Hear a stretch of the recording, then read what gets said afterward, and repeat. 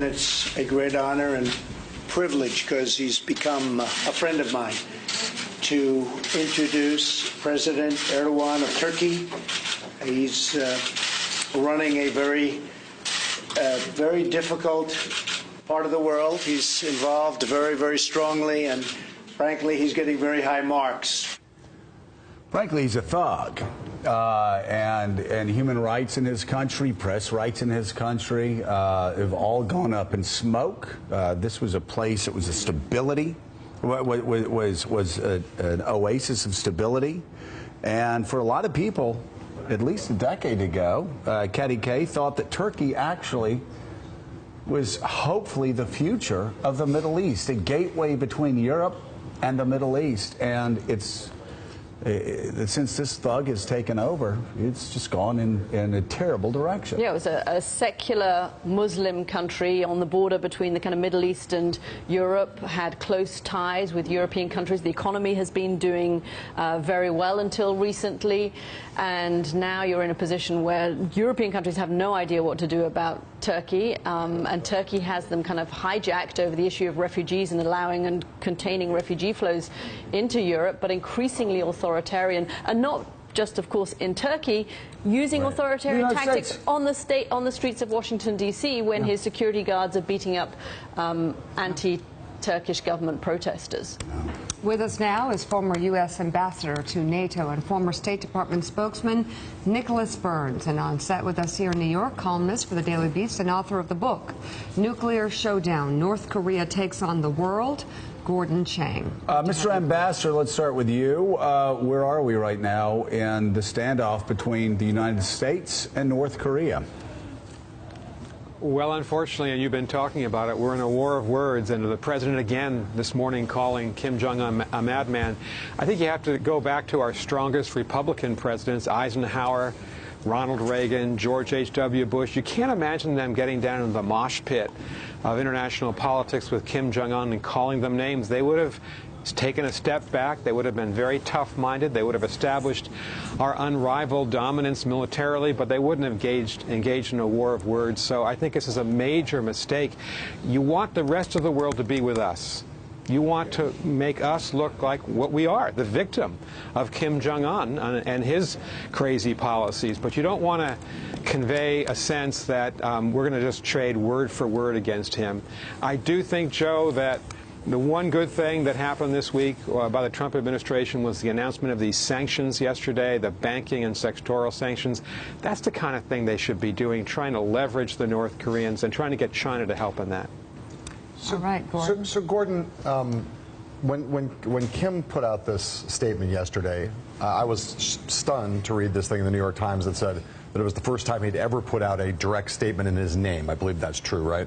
And again, to the point of kind of name calling, calling President Trump the mentally deranged U.S. dotard. What does it mean, just in historical perspective, that Kim is in a position now where he is doing something he's never done before, rhetorically, which is to actually put out a statement in his name and to have it be this statement? Yeah. What Kim Jong-un is trying to do is sort of mimic his grandfather. He is charismatic. He's trying to talk directly to people. But, you know, also, we've seen in the last several months or so, Kim has actually been quoted by state media, not statements, but quoted by state media in his actual words. And this is a real indication that he's trying to build a rapport, not only with the North Korean people, but reach out to the rest of the world. So this is an indication of his mentality and his ambitions. Ambassador Burns, we're also following developments out of Iran. Iranian President Hassan Rouhani reportedly saying the country will boost its missile capabilities. That's according to state TV. Rouhani made the remarks this morning during a parade of armed forces in the capital city of Tehran. He allegedly added that Iran will not seek permission from any country to boost its missile capabilities and that Iran will increase its military power as a deterrent. What is this message, Ambassador Burns, and who's he speaking to here?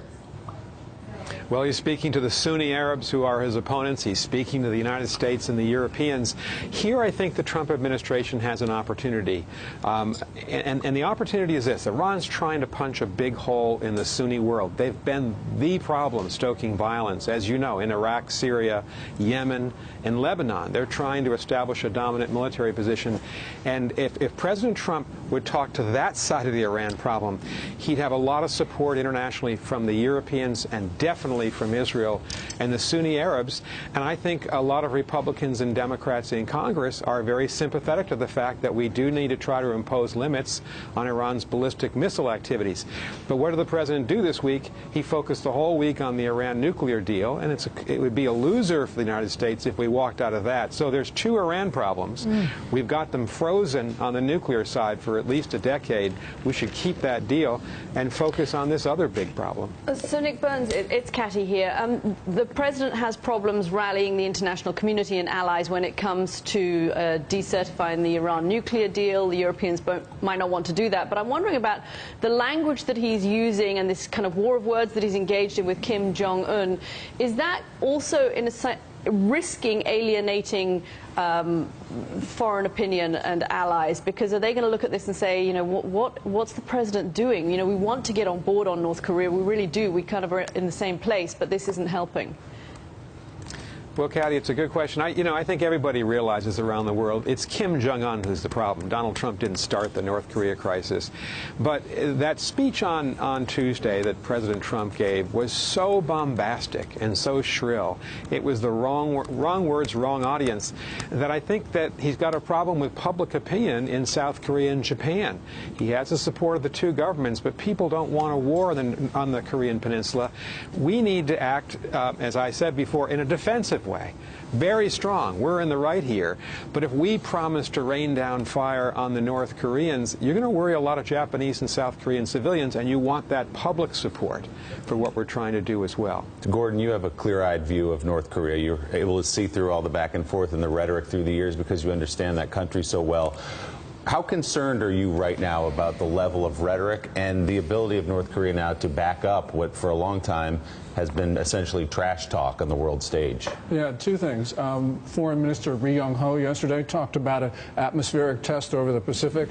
This is what they're trying to do, is to show that they can integrate all of their capabilities and hold any country at risk.